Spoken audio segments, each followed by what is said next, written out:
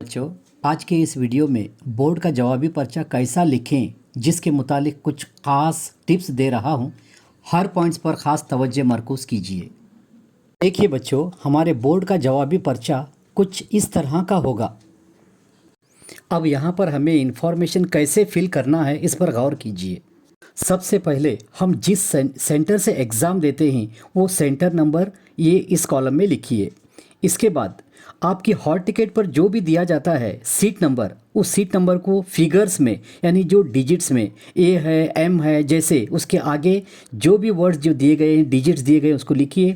इसके बाद ये इन वर्ड्स में लिखना है, यानी जो डिजिट्स आपने लिखे हैं उसी को इन वर्ड्स में लिखना है। लेकिन लिखते वक्त एक बात का ध्यान दें कि ओवर राइटिंग न हो, एक लफ्ज़ पर दूसरा लफ्ज़ न लिखें, बल्कि ये ब्लॉक जो दिए गए उस ब्लॉक्स के अंदर लिखें और इन वर्ड्स ये जो डैश जो दिया गया है उस डैश पर ही लिखें।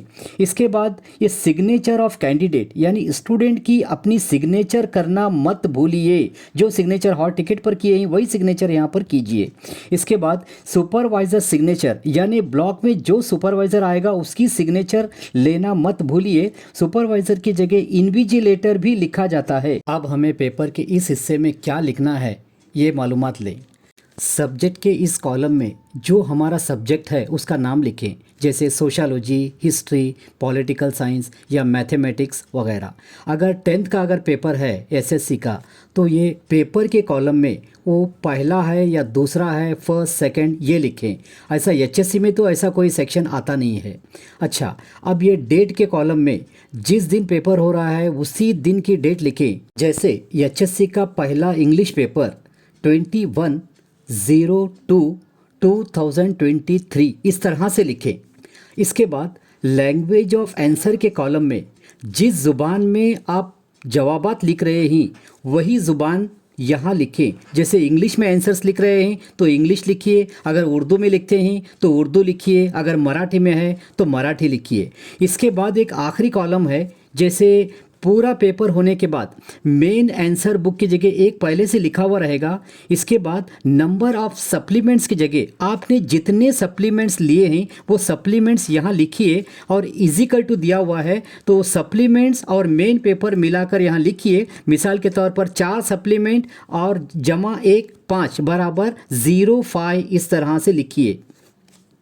इस सेक्शन में आप कुछ भी मत लिखिए और दूसरा सेक्शन आपके सामने जो नज़र आ रहा है यहाँ पर भी मत लिखिए। यहाँ एग्जामिनर, मॉडरेटर और चीफ मॉडरेटर अपने तौर पर वो मार्क्स लिखेंगे और सिग्नेचर करेंगे, लेकिन आप लोगों को यहाँ पर कुछ भी नहीं लिखना है। इस हिस्से में जो बारकोड आपको दिया जाएगा वो बारकोड चिपकाना है, लेकिन एक बात का ध्यान दें, बारकोड चिपकाने से पहले आपका सीट नंबर यानी जो हॉल टिकट पर जो दिया गया है वो नंबर मैच होता है या नहीं पहले देख लीजिए, और मैच होता है वही नंबर रहेगा तो इसको चिपकाइए। लेकिन चिपकाते वक्त जो डिजिट्स वगैरह जो आएंगे वो इस साइड आएंगे जहाँ जो होलोग्राफ लगाने वाले हैं, और बाहर के हिस्से में वो जो लकीरें जो रहते हैं बारकोड की कंप्यूटर के लैंग्वेज वो बाहर रहेगी और ये निशान दिया जाएगा दरमियानी, और निशान पे रख के बराबर से सुपरवाइज़र की मदद से बारकोड चिपकाइए। इस हिस्से में आपको होलोग्राफ लगाना है, लेकिन पूरी इन्फॉर्मेशन फिल करने के बाद में पेपर ख़त्म होने के 10 मिनट पहले जब होलोग्राफ दिया जाएगा ब्लॉक में, वो होलोग्राफ इस सेक्शन में आप चिपकाइए। आंसर पेपर पर पूरी इन्फॉर्मेशन फिल करने के बाद में आपके पेपर की शुरुआत इस पहले पेज से होगी। जैसे ये जो पेज है पहले खाली रहता है, इसके बाद अगर उर्दू से लिखने वाले हैं उर्दू मीडियम में तो राइट साइड उनका मार्जिन होगा, अगर इंग्लिश या मराठी मीडियम में लिखने हैं तो उन लोगों को लेफ़्ट साइड मार्जिन पहले से रहेगा और डबल मार्जिन बनाने की कोई ज़रूरत नहीं है। मिसाल के तौर पर ये लास्ट ईयर का सोशलॉजी का सवाली पर्चा है। मैं ये हल नहीं करूँगा बल्कि हल करने का तरीका बताऊँगा। याद रखिए बच्चों कि सीट नंबर जो लिखा गया है क्वेश्चन पेपर पे वहाँ आपका अपना सीट नंबर लिखना है, लेकिन दूसरा कुछ भी इस पेपर पर नहीं लिखना है। यहाँ तक कि खाली जगह है या ख़तकशीदा अल्फाज है यानी फिल इन द ब्लैंक्स या अंडरलाइन वर्ड है जो भी, या मैच द फॉलोइंग है, कोई भी मार्किंग नहीं होगी। अगर कुछ आप लिखोगे तो वो कॉपी केस कंसिडर किया जाएगा और आप लोगों को परेशानी हो सकती है। पेपर लिखने की शुरुआत इस तरह से कीजिए कि सवाल नंबर 1 अलीफ, इसमें पहला नंबर, जैसे सोशियोलॉजी के इस लास्ट ईयर के पेपर में सवाल दिया गया है खानापुरी में कि श्वेतांबर और दिगंबर दोनों डैश मज़हब के फ़िरके हैं। इसमें ऑप्शन दिया जाता है, जैसे मिसाल के तौर पर हिंदू, बुद्ध, जैन। जो सही ऑप्शन है वो जहाँ खानापुरी की लकीर है उसमें लिखिए, लेकिन दो दो अल्फाज न लिखिए, यानी ओवर राइटिंग नहीं होना चाहिए। इसी तरह से पूरे 5 के 5 ऑप्शन के जो सवालात हैं वो पूरे मुकम्मल कीजिए इसी तरह से। और इसके बाद दूसरा सेक्शन ब, ये गलत जोड़ी सर्च करना है, यानी फाइंड आउट करके वो लिखना, उसके बाद सही जोड़ी लिखना है। यानी उसकी इंस्ट्रक्शन इस तरह से दी गई है कि गलत जोड़ी को दुरुस्त करके दोबारा लिखिए। तो इस सूरत में पूरे के पूरे 4 जोड़ियां न लिखते हुए सिर्फ आप यूँ लिखिए कि गलत जोड़ी, और जैसे जो गलत जोड़ी है वो पहला और दूसरा उसका पार्ट एज इट इज़ लिखिए, और उसके बाद लिखिए सही जोड़ी। उसमें पहला सेक्शन वो लिखिए और दूसरा सेक्शन में जो लफ्ज़ आएगा वो बदल जाएगा। जैसे मिसाल के तौर पर इस पेपर के मुताबिक गलत जोड़ी लंगर त्यौहार दिया गया है, तो उसके नीचे सही जोड़ी में लंगर बावर्ची खाना। इस तरह से 5 जोड़ियों को मुकम्मल कीजिए। इसके बाद तीसरा सेक्शन वो आएगा जिम, और जिम में कुछ जुमले दिए जाएंगे, बयानात दिए जाएंगे, और उन बयानात के ऊपर कुछ ऑप्शन दिया जाएगा जवाबात का। तो आपको क्या करना है कि सेक्शन को लिखना है जिम, और उसके बाद जैसे इस सवाल के पर्चे के मुताबिक पहला सवाल है स्वामी दयानंद सरस्वती के ज़रिए बनाई गई तंजीम। इस तरह से पूरा जुमला लिखिए नंबर सही डालकर, और जवाब लिखकर उसका सही ऑप्शन है आर्या समाज, वो लिखिए और ये मुकम्मल हो जाएगा। इसी तरह दूसरा, तीसरा, चौथा, पांचवा, हर जवाब के बाद एक एक लकीर छोड़ दीजिए। इस तरह से जिम का सेक्शन मुकम्मल हो जाएगा। और चौथा सेक्शन है दाल। दाल में ये दिया गया ख़त कशीदा अल्फाज जो दिए गए हैं। जैसे पहला जुमला ऐसा दिया गया है कि जालंधर, इसको अंडरलाइन किया गया है, ख़त कशीदा किया गया है, जालंधर इस शहर में सोने का मंदिर यानी गोल्डन टेम्पल तामीर किया गया है। आप जब जवाब लिखते हैं तो ऐसे लिखिए बग़ैर लकीर लगाए हुए कि अमृतसर इस शहर में सोने का मंदिर गोल्डन टेम्पल तामीर किया गया है। उसको लकीर वगैरह मत लगाइए। यानी जो जुमले दिए जाते हैं लकीर जहाँ पर है, जहाँ ख़त खींचा गया है, वो लफ्ज़ को बदल कर ख़त को दोबारा न लिखते हुए सिर्फ जवाब को लिखना है, सवाल को नहीं लिखना। इसी तरह से ये 5 मुकम्मल कीजिए। ये 4 सेक्शन पहले सवाल के हो जाएंगे। और नया पेज लेकर सवाल नंबर 2 ये लिखना बहुत ज़रूरी है। और सवाल नंबर 2 जब आप लिखेंगे तो उसमें है मुख्तसर नोट है, आपको लिखने की कोई ज़रूरत नहीं।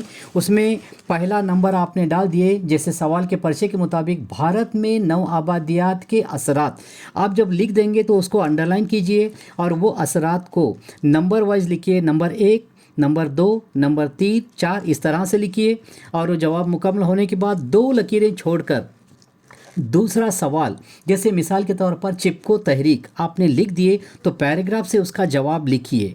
अगर आपको दूसरा नंबर का जवाब नहीं आता है तो तीसरा नंबर डालकर तीसरा जवाब लिखिए। अगर आप यूँ समझिए कि आप पहला लिखने के बाद दूसरा और तीसरा दोनों भी आपके लिए मुश्किल से नज़र आ रहे हैं तो एक लिखने के बाद उसके लिए दूसरे के लिए जवाब के लिए जगह छोड़कर नया सवाल नए पेज से शुरू कीजिए। सवाल नंबर 3 में फ़र्क वाज़े करना है, लेकिन आप यूँ लिखिए कि सवाल नंबर 3 में अगर आपको पहला लिखना है तो नंबर लिखिए पहला, ईसाई मज़हब और इस्लाम। ये पर्चे के मुताबिक एक सवाल दिया गया है, मैं लिख रहा हूँ। और जवाब लिखकर 2 कॉलम बनाइए, ईसाई मज़हब और इस्लाम मज़हब, और दोनों कॉलम में 4-4 पॉइंट्स कम से कम लिखिए। और पॉइंट जो पहले सेक्शन में आप नंबर देकर जो पॉइंट लिख रहे हैं उसी के सामने दूसरे सेक्शन में भी पहला ही पॉइंट होना चाहिए। और पहला पॉइंट होने के बाद एक लकीर छोड़ दीजिए और दूसरा पॉइंट इसी तरह से मुकम्मल कीजिए, और फिर तीसरा और चौथा। यानी ये फ़र्क वाज़े करने का एक सवाल मुकम्मल हो गया। इसके बाद 2 लकीरें छोड़कर कोई भी सवाल लीजिए दूसरा, जैसे इस पर्चे के मुताबिक देही बिरादरी और कबायली बिरादरी, ये सवाल दिया गया है। तो इसमें आप इसी तरह से जवाब लिखिए, 2 कॉलम बनाइए। पहले सेक्शन में देही बिरादरी और दूसरे कॉलम में कबायली बिरादरी, और इसके भी 4 मुकम्मल कीजिए, 4 पॉइंट्स। हर पॉइंट के बाद एक एक लकीर छोड़ दीजिए। इसके बाद तीसरा भी इसी तरह से कोई भी सवाल लेकर आप मुकम्मल कीजिए। जैसे इस पर्चे में और टोटल 5 सवाल दिए जाते हैं और आपको 3 हल करना है। जैसे इसमें दिया गया है ज़ातियत और फ़िरका परस्ती, आप दूसरे पेज से वो इसी तरह से 2 कॉलम बनाइए और 4 मुकम्मल होने के बाद पॉइंट्स, आप जितनी जगह रहेगी वो जगह को वैसे ही छोड़कर फिर नया सवाल नंबर 4 नए पेज से लीजिए। और जैसे सवाल नंबर 4 में दिया गया है नज़रियात को मुनासिब मिसालों के ज़रिए बयान कीजिए। उसमें पहला है उस लास्ट ईयर के क्वेश्चन पेपर के मुताबिक वर्ण निज़ाम यानी वर्ण सिस्टम दिया गया है, तो वर्ण निज़ाम लिखकर उसको अंडरलाइन कीजिए। और 4 वर्ण निज़ाम होते हैं। पहले तारुफ के तौर पर थोड़ा सा लिख दीजिए उसका 1 या 2 जुमले। उसके बाद नंबर 1 वो साइड हेडिंग आएगी, वर्ण निज़ाम में कौन सा आएगा, दूसरा, तीसरा, चौथा वो लिखकर उसको थोड़ा एक्सप्लेन कीजिए। ये जवाब मुकम्मल होने के बाद 2 लकीरें छोड़कर और उसमें से कोई भी सवाल जो आपको आसान लगता है, जैसे दूसरा है या तीसरा है। जैसे दूसरा जदीदियत दिया गया है तो आप जदीदियत मॉडर्नाइजेशन लिखकर उसको अंडरलाइन कीजिए और उसके बारे में एक पैराग्राफ लिखिए। अगर वो जवाब आपको नहीं आता है तो तीसरा नंबर डालकर डिजिटलाइजेशन लिखिए, उसका जवाब लिखिए। अगर दोनों भी नहीं आते हैं तो एक के लिए जवाब के लिए जगह छोड़कर नया पेज लीजिए। फिर सवाल नंबर 5 अलीफ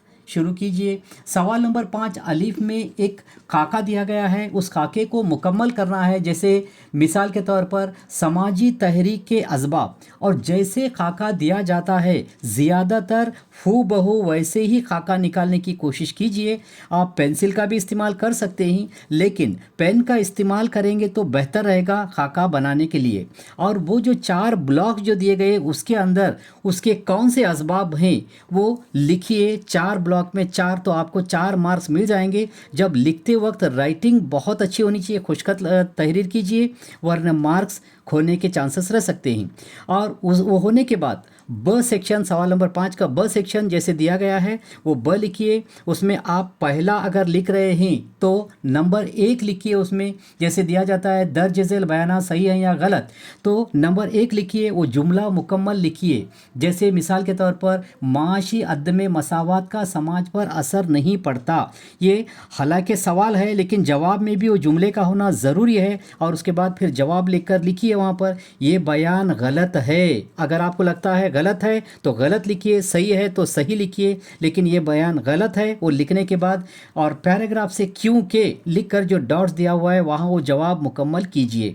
इसके बाद इसी तरह से दूसरा नंबर डालिए और दूसरे नंबर पर जो सवाल इसमें है आलमगीरियत की वजह से बहुत से मसाइल दरपेश हैं, तो जवाब लिखकर लिखिए ये बयान सही है, या जैसे जो भी सवाल आएगा सवाल लिखकर वो बयान सही है या गलत है लिखिए। सही या गलत लिखने के लिए 1 मार्क मिलेगा और उसके बाद एक्सप्लेन करने के लिए यानी उसके वजूहात लिखने के लिए 3 मार्क्स। इस तरह से हर सवाल के 4 मार्क्स होते हैं, जैसे बताया गया है उसी तरह से आप लिखिए। फिर इसके बाद नया पेज लेकर सवाल नंबर 6 में अलीफ, ये सेक्शन जहाँ पर इख्तिबास यानी पैसेज दिया गया है, पैसेज का मुताला करके सवालात के जवाबात लिखने हैं। जैसे आपको मैंने बताया है जवाबी पर्चे में नंबर 1 वो सवाल है बोर्ड ऑफ डायरेक्टर के ज़रिए शुरू की गई पॉलिसी के फ़ायदे मंदरजा झेल हैं। मैंने जवाब लिखा है, सवाल लिखने की कोई ज़रूरत नहीं। इस तरह से जवाब लिखिए और उसके फ़ायदे नंबर डालकर लिखिए, नंबर 1, 2, 3, 4 जैसे भी 5, 6 है तो लिखिए। इसके बाद दूसरा सवाल उसमें जो दिया गया है वो सवाल लिखिए और उसका जवाब लिखिए। इस तरह से वो सवाल नंबर 6 का अलीफ एक सेक्शन मुकम्मल हो जाएगा। और उसी के बाद 2 लकीरें छोड़कर ब सेक्शन लीजिए और ब सेक्शन में दिया गया है अपने ख्यालात का इजहार कीजिए। कोई एक लिखना है तो 2 सवाल दिए जाते हैं, आप या सवाल नंबर 1 लिखिए उसमें ब में, अगर वो नहीं आता है आसान आपको लगता है तो दूसरा नंबर लिखिए। जैसे मैंने लिखा है, मिसाल पेश किया है कि 2 लिखकर बुजुर्गों के मसाइल को हल करने के इक़दामात मंदरजा झेल हैं, और उसमें नंबर वाइज लिखना है। नंबर 1 साइड हेडिंग है तो लिखिए, उसको अंडरलाइन कीजिए, फिर एक्सप्लेन कीजिए, 1 लकीर छोड़कर दूसरा पॉइंट, फिर 1 लकीर छोड़कर तीसरा पॉइंट, चौथा, पांचवा जैसे बताया गया है उस तरह से आप लिखिए और ये सवाल नंबर 6 मुकम्मल हो जाएगा। अब आखिरी सवाल इस पर्चे का है, सवाल नंबर 7। सवाल नंबर 7 10 मार्क्स के लिए है, इसको तफसील से लिखना है, लेकिन सवाल को अच्छी तरह से पढ़ लीजिए। कोई 2 सवाल दिए जाते हैं, उसमें से एक सवाल का जवाब लिखना है। जैसे लास्ट ईयर के पेपर के मुताबिक पहला सवाल है, शहरी बिरादरी को मुख्तलिफ मसाइल दरपेश हैं, किसी 5 मसाइल का जिक्र करते हुए मसाइल को हल करने की तदाबीर बयान कीजिए। इस सूरत में आप लिखिए सवाल नंबर 7, नंबर 1 पहला है, उसमें लिखना है शहरी बिरादरी के मसाइल, साइड हेडिंग लिखिए और उसमें कम से कम 4 पॉइंट्स का होना ज़रूरी है, 4 साइड हेडिंग होंगे।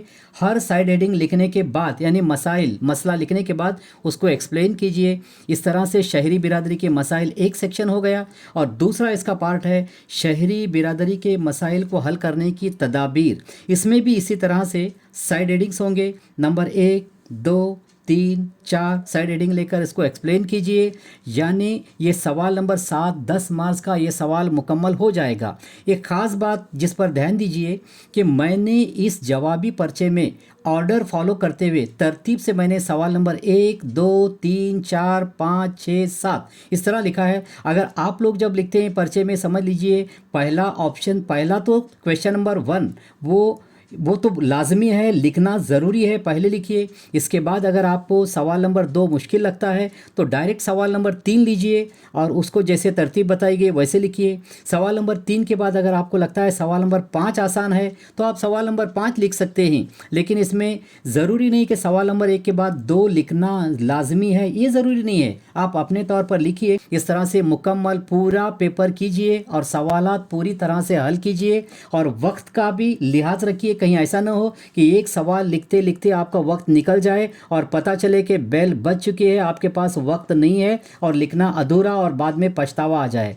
इस तरह से पूरा पेपर मुकम्मल कीजिए, साफ़ सुथरा लिखिए, लेकिन कहीं भी मतलब ओवर राइटिंग वगैरह मत कीजिए, लिखिए मत। और कोई भी मजहबी या कोई भी सिंबल आपकी अपनी जैसे दिल की या मार्किंग की या स्वास्तिक की, चांद सितारा वगैरह ऐसी कोई भी पहचान मत दीजिए, साफ़ सुथरा लिखिए। आप तमाम को बेस्ट ऑफ लक।